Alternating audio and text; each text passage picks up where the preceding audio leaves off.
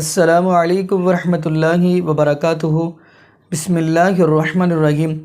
ناظرین، آج ہم جس حوالے سے گفتگو کرنے جا رہے ہیں، جیسا کہ ناظرین آپ کو اس بات کا علم ہوگا کہ شب برات کے موقع پر لوگ کیا کچھ بدعات کرتے ہیں، یعنی کہ ایسا سمجھ لیں کہ کچھ لوگ بیری کے پتے لے کے آ رہے ہوتے ہیں کہ جس کے ساتھ نہائیں گے تو سارے گناہ معاف ہو جائیں گے، اور کچھ جو ہیں وہ اس رات کو یعنی کہ کیا کچھ کرتے ہیں، اور حالانکہ ایسا کوئی بھی نہیں ملتا کہ شب برات کے اوپر ایسے یعنی رات جاگری۔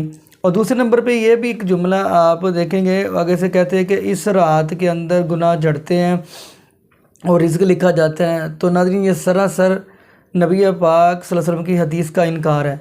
تو پہلے تو ناظرین اسی حوالے سے ہم آپ کو ذاکر نائک حافظہ اللہ تعالیٰ کی ویڈیو دکھاتے ہیں۔ یہی سوال ذاکر نائک حافظہ اللہ تعالیٰ سے ہوا ہے، تو پھر انشاءاللہ اسی حوالے سے ہم آپ کو ایک صحیح بخاری کی حدیث سنائیں گے۔ تو آئیے ناظرین مل کے ہم وہ ذاکر نائک حافظہ اللہ تعالیٰ کی ویڈیو دیکھتے ہیں، تو پھر انشاءاللہ اسی حوالے سے ناظرین ہم بھی گفتگو کریں گے۔ تو آئیے ناظرین مل کے ویڈیو دیکھتے ہیں۔ ہیلو جی السلام علیکم۔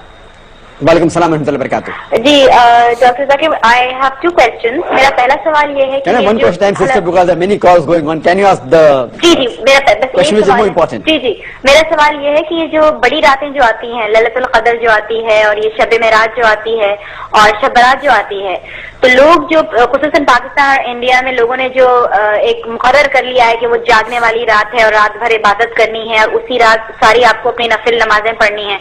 تو میں ہمیشہ اس بات پہ کافی مجھے اس بات پہ کنفیوژن ہوتی ہے کہ عبادت تو انسان کو 365 ڈیز کرنی چاہیے، نفل تو آپ کبھی بھی پڑھ سکتے ہیں، دعائیں تو آپ کبھی بھی کر سکتے ہیں۔ تو مطلب یہ جو راتیں جو ہوتی ہیں ان کا آپ تھوڑا ذکر کریں گے، بتائیں گے کہ ہم کو کرنا کیا ہے ان راتوں میں؟ جو بہن نے سوال کیا کہ کئی راتیں ہم ہمارے معاشرے میں بناتے، لیکن جو قرآن مجید میں جس کا ذکر ہے وہ لیلۃ القدر، اس کا ایک سورہ بھی ہے، اور یہ تھاؤزنز آف ہزاروں راتوں کے مقابلے میں ہیں، صرف ایک ہی رات کا ذکر ہے۔ اور میں آپ کی بات سے متفق رکھتا ہوں کہ آپ بالکل صحیح فرماتی ہے کہ عبادت تو ہر روز کرنا چاہیے، سال کے ہر دن میں کرنا چاہیے، 365 ڈیز۔ لیکن خصوصاً کیونکہ یہ جو قرآن میں ذکر ہے کہ اس رات میں قرآن نازل ہوا تھا، تو یہ ہمارے لیے ایک اہم رات ہے اور ہزاروں رات کے مقابلے میں ہے الحمدللہ۔ اور ہمارے رسول، ہمارے پیغمبر محمد صلی اللہ علیہ وسلم فرماتے کہ یہ آخری عشرے میں آتی ہے، اور میں سمجھتا ہوں کہ خصوصاً اللہ سبحانہ و تعالیٰ نے یہ کون سی رات ہے اس کا ذکر نہیں کیا، تو کہ ہمیں اور موقع ملتا ہے عبادت کرنے کا۔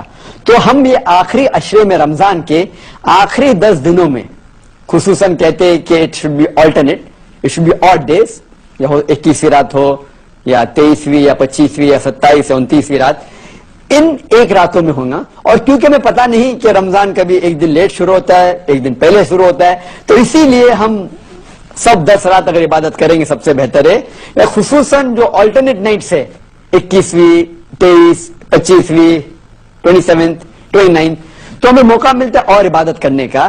لیکن اس وقت آپ جو عبادت کریں گے آپ کا جو ثواب ہے وہ کئی زیادہ ہوگا۔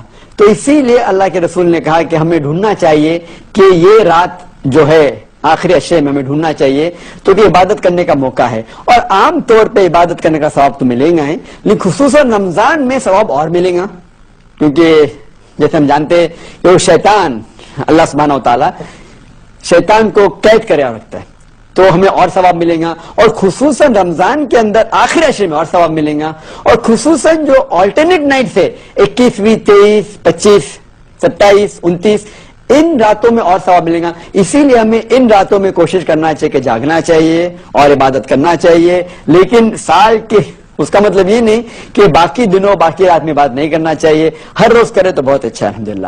لیکن کئی راتیں جو باقی ہمارے معاشرے میں بنائی جاتی ہے، اس کی دلیل کوئی صحیح حدیث میں نہیں ہے۔ جو دلیل صرف ہمیں ملتی ہے وہ ہے خصوصاً لیلۃ القدر کے بارے میں۔ Hope that answers the question. جی ناظرین، آپ نے یہ ویڈیو ملاحظہ فرمائی تو ماشاءاللہ ذاکر نائک حافظہ اللہ تعالیٰ نے بڑی ہی کمال کی گفتگو کی ہے، اور میری دعا ہے اللہ پاک ان کو صحت، تندرستی والی، ایمان والی لمبی زندگی عطا فرمائے، اور اللہ پاک ایسے ان سے دین اسلام کا کام لیتا رہے۔ تو ناظرین یہاں پہ ہم حدیث دیکھتے ہیں، صحیح بخاری کی حدیث ہے اور حدیث نمبر ہے 318۔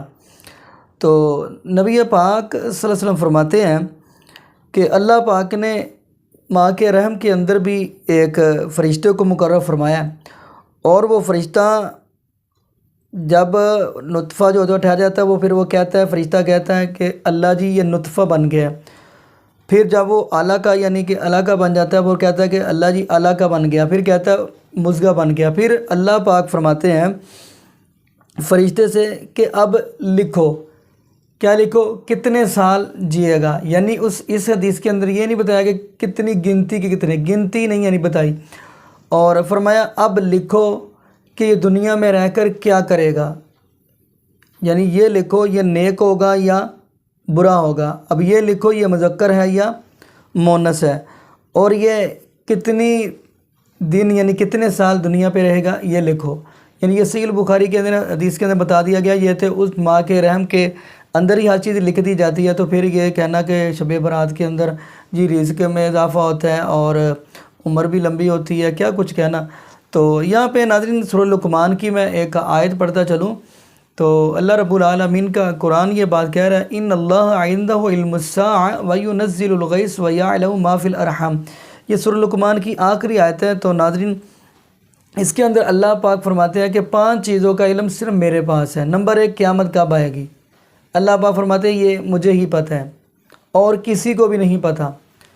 فرمایا وینزل الغیث، آسمان سے بارش کب برسے گی، اللہ پاک فرماتے ہیں یہ بھی مجھے ہی پتہ ہے اور کسی کو بھی نہیں پتہ۔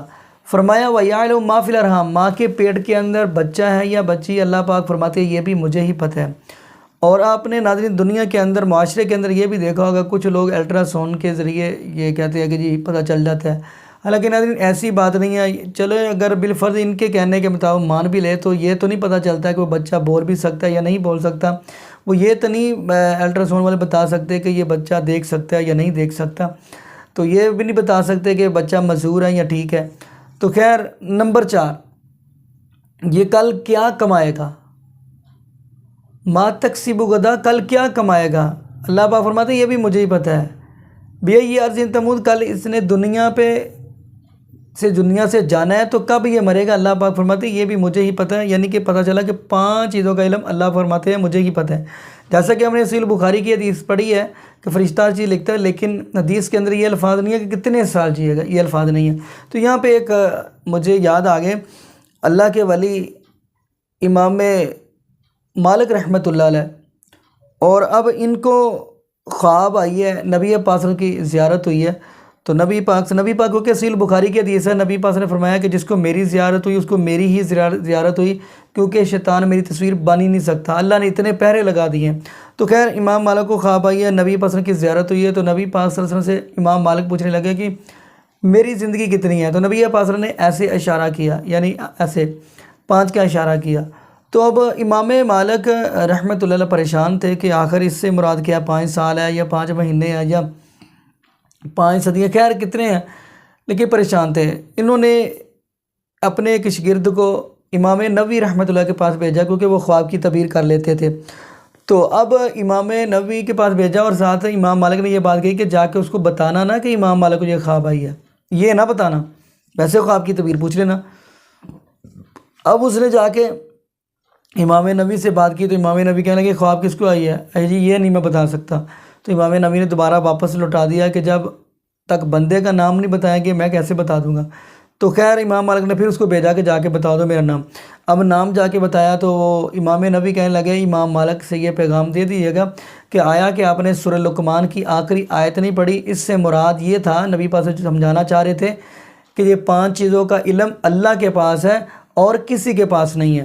تو ناظرین پتہ یہ چلتا ہے کہ یہ جو دنیا کے اندر بدعات پائی جاتی ہیں یہ ان کا کسی دین کے ساتھ کوئی تعلق نہیں ہے۔ تو ناظرین یہاں پہ دعا کریں اللہ پاک ہمیں نبی پاک صلی اللہ علیہ وسلم کی شریعت کے مطابق اللہ پاک ہمیں زندگی گزارنے کی توفیق دے، اور یہ بھی دعا کریں اللہ پاک ہمیں 5 وقت کا باجمان نمازی بنا دے، اور اللہ پاک قرآن پاک کی تلاوت کرنے کی توفیق دے، اور ساتھ ساتھ اللہ پاک قرآن پاک کو ترجمے کے ساتھ پڑھنے کی توفیق دے۔ جزاکم اللہ خیرہ، احسن الجزاء، السلام علیکم ورحمۃ اللہ وبرکاتہ۔